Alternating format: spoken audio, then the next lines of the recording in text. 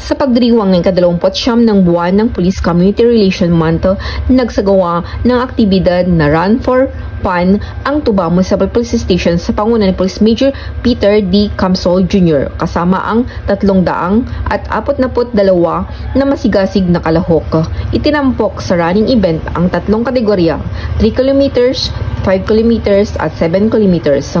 Nagsimula ang araw sa pagbungad ng panalangin na pinangunahan ni Father Julius Udan, sinundan ng stretching at briefing session ni Police Corporal Jordan Palungyes.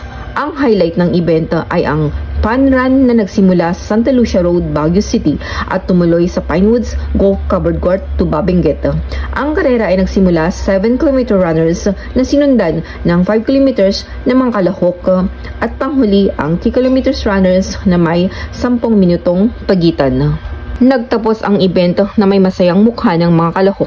Espesyal na pasasalamat sa mga sumusunod para sa kanilang walang patid na suporta at humantong sa tagumpay ng kaganapan ng Tuba LGU at ang miyembro ng Sangguniang Bayan, mga opisyal ng barangay ng Tuba, Team Pogi Garage, Gabino Printing Press, Tuba Contractors Association, SCT Stainless, Universal de Leon Construction and Aggregates.